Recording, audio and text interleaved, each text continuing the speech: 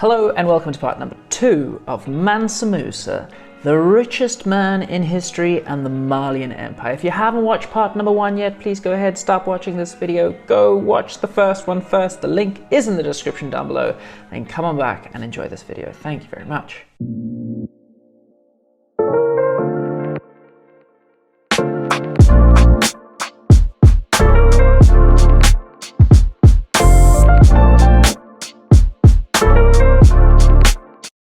We left off with Mansa Musa I becoming king after his brother's interesting death, literally sailing off into the sunset, never to be seen ever again. By this time, he doubled the size of his empire and implemented the states within the empire and told his subjects to get him as much gold as they possibly can.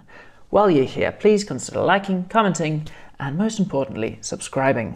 As I said, Mansa Musa and the Malian Empire were somewhat unknown to the rest of the known world, but they were about to get the very biggest wake-up call that they could imagine.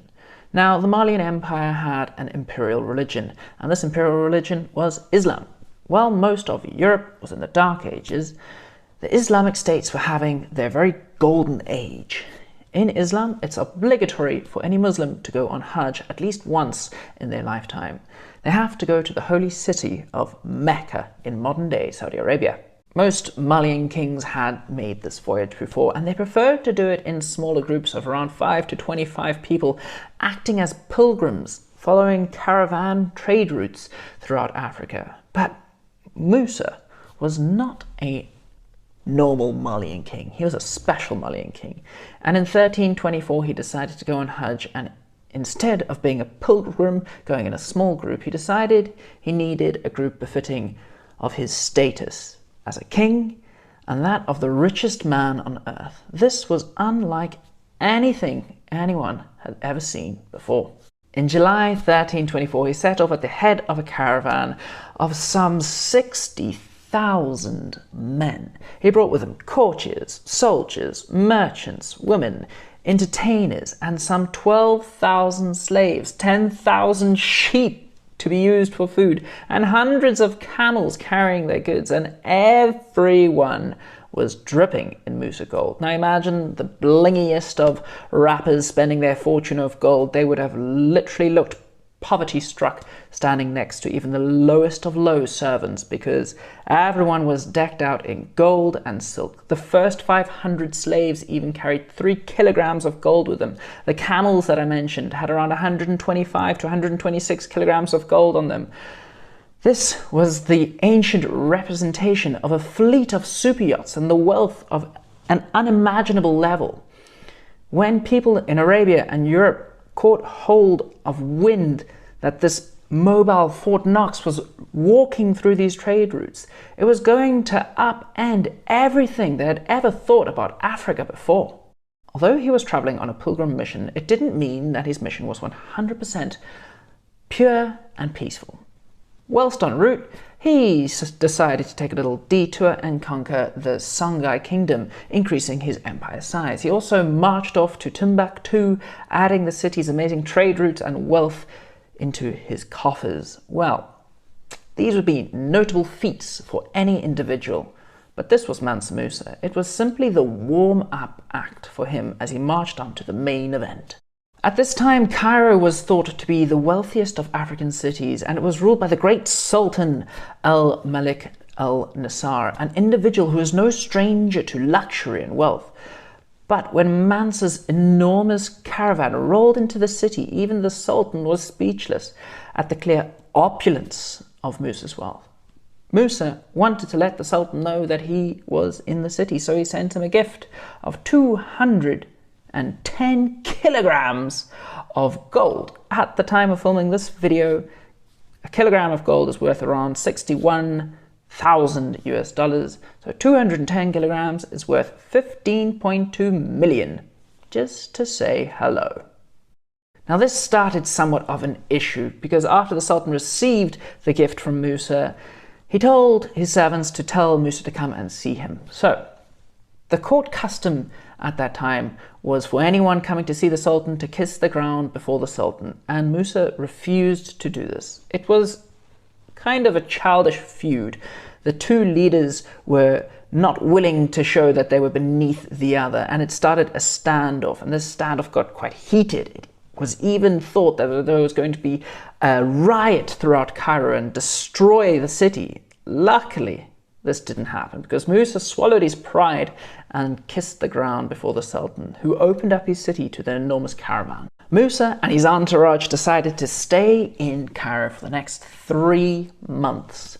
Musa would go on walks daily and he would hand out gold, tossing it around like he was tossing bread to hungry pigeons. His entourage were going through Cairo's famous bazaars and buying up absolutely everything. The Egyptians weren't stupid, so they said, well, we're going to mark up the prices because we know that the Malians have enough gold to pay anyway. And they paid and they paid and they paid. Soon Cairo's coffers were overflowing with Musa's gold. And Musa's actions were spreading like wildfire across the trade routes. More and more people were coming into Cairo to trade. As it turned out, Musa's generosity went too far. When there's too much gold in one area, it can cause a crash. And this is exactly what happened in Cairo. There was too much gold, the economy crashed, sending the price of gold reduced by 20%. Now, it crashed so bad that the Cairo economy wouldn't recover for the next 12 years.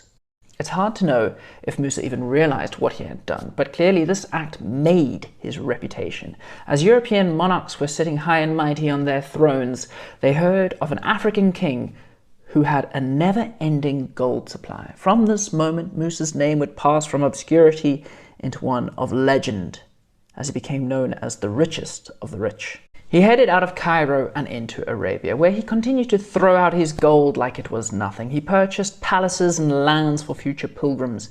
While he was in Arabia, he even went to the mosques and the minarets and the schools that he was supposed to go to. He then left Mecca in 1325, and he formulated a plan. His plan was to transform the Malian Empire into a cultural powerhouse to rival the city of Mecca. He even lured Islamic scholars away from Mecca to Mali by promising them the riches beyond their wildest dreams. The group of intellectuals he actually told to come over were descendants of the Prophet Muhammad. Now this earned Musa some massive bragging rights. With all the intellectuals in the bag, he set off to the now economically ruined Cairo, where he spent even more gold, sending the economy even to a bigger slump. But he went there for one reason. He wanted the poet and architect from a Moorish Spanish.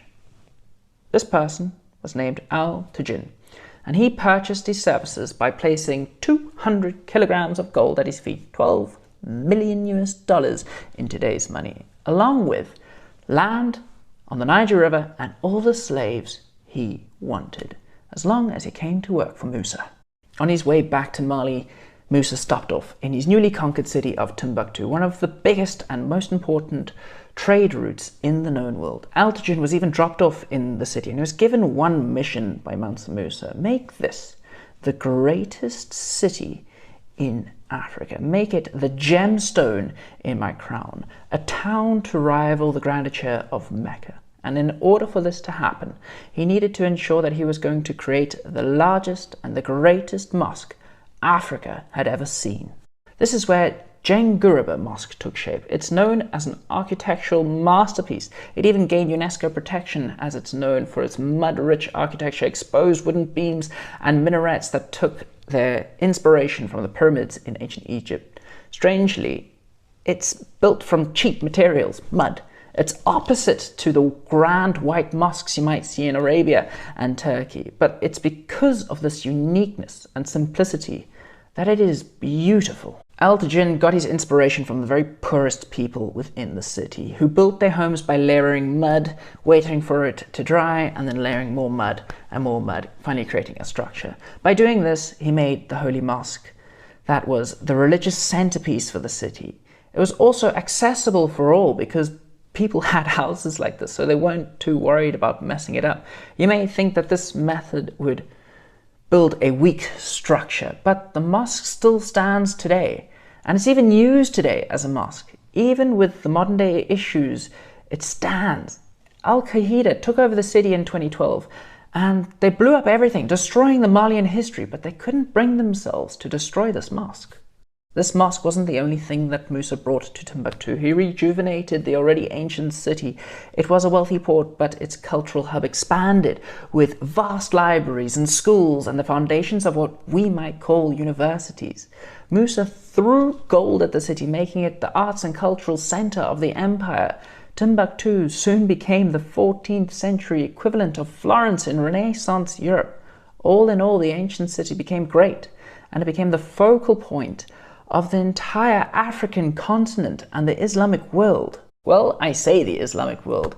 It never quite outshone the city of Mecca, but boy oh boy did it come close. Now, unlike the mosque in Timbuktu, the Malian Empire wasn't destined to last. The Malian Empire was good, but it was never great.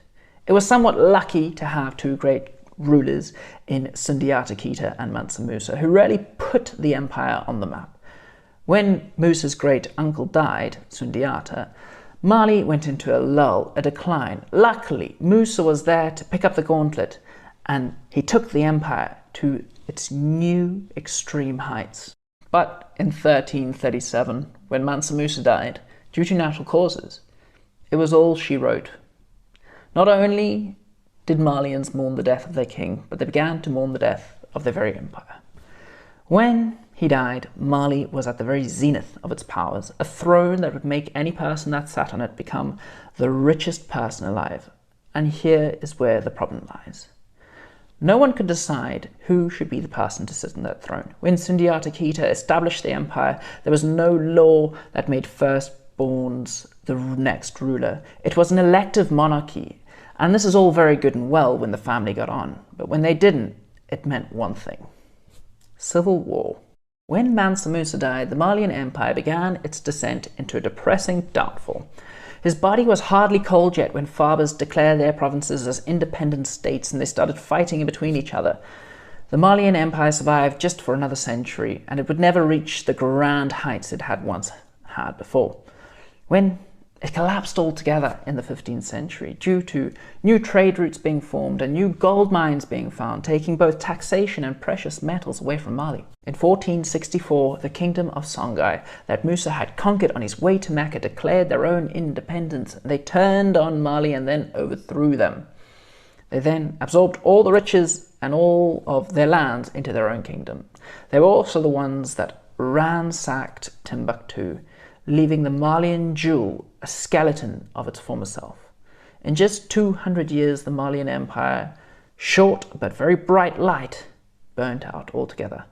Although the Malian Empire was gone, Musa's great story lived on. A Swedish geographer was traveling around, and in 1375 he had heard of Musa's Cairo story, and it inspired him to create the very first serious map of Western Africa. The map even included an image of the golden boy himself, Musa, holding a nugget of gold, looking like an individual born from myth and legend. This image is really important because it inspired Europeans to go looking for the city of gold, Timbuktu, the El Dorado of Africa. But it gave Europeans a chance to understand what real Africa was. This wasn't an unruly place. This was a place where the richest man in all history lived.